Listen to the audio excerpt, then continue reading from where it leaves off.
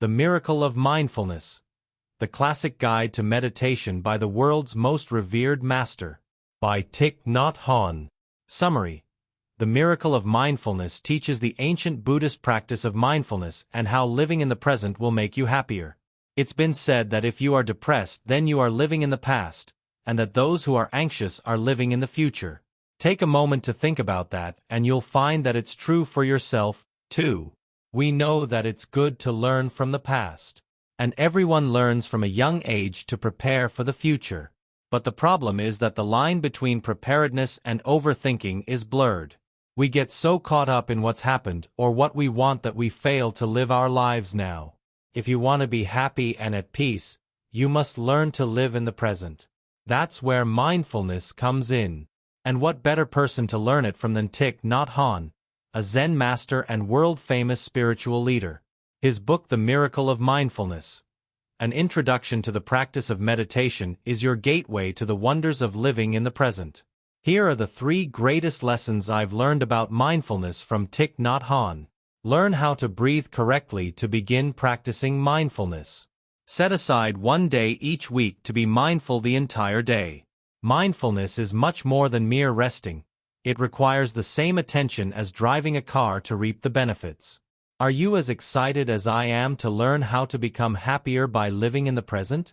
Let's get started. Lesson 1. To start your meditation practice, learn the correct breathing techniques. So what is mindfulness, really? It means making an effort to focus your consciousness on the present at any given time. In other words, you make sure you aren't busy worrying about the future or dwelling in the past. It might sound simple, but life's distractions are bombarding us at every turn. The best place to start in centering yourself is with you breathing. Our thoughts are constantly being scattered between many different things, but the way you can stop this dispersion is through breathing. Picture our breath as a bridge that connects your consciousness to the right now and bringing the scattered thoughts back to your body again. Breathe lightly but with a long, deep intake.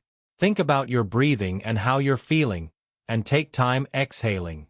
For beginners, it's easiest to practice this conscious breathing while you're lying down, so you can feel the rise and fall of your stomach that you only achieve with breathing deep.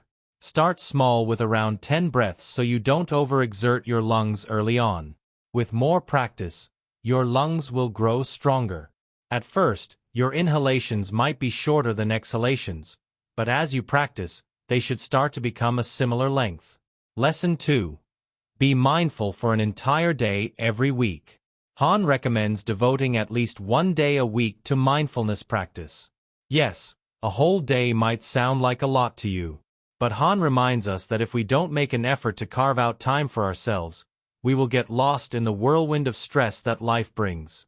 So to be more productive, set aside time in your life for mindfulness.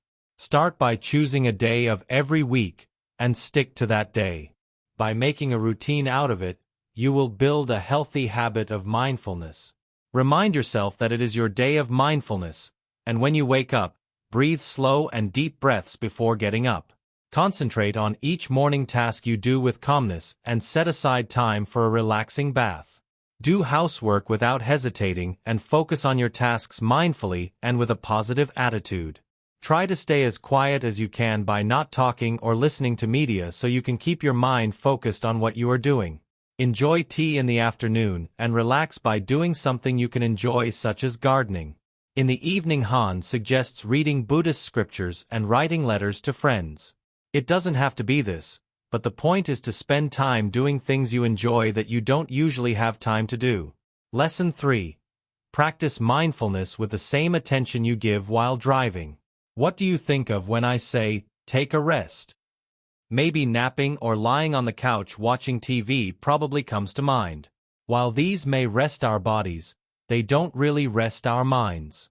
When we sit in a state of mindfulness, we experience total peace and relaxation in both the body and the mind. Napping or resting, on the other hand, is more of a half-conscious and lazy state of mind.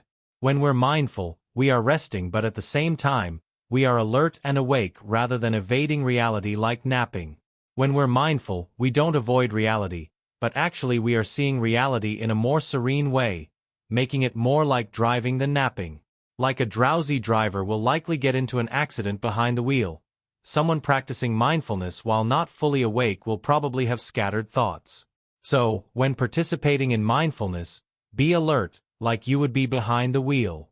Hanh recommends beginners try pure recognition. This is recognizing every feeling and thought that comes into your mind, even if negative, and treating it with acceptance. No emotion is less than another, they are all part of you. So treat even feelings such as pain and hatred in a respectful and gentle way instead of resisting them. When we accept our emotions, we will be much more at peace in our lives.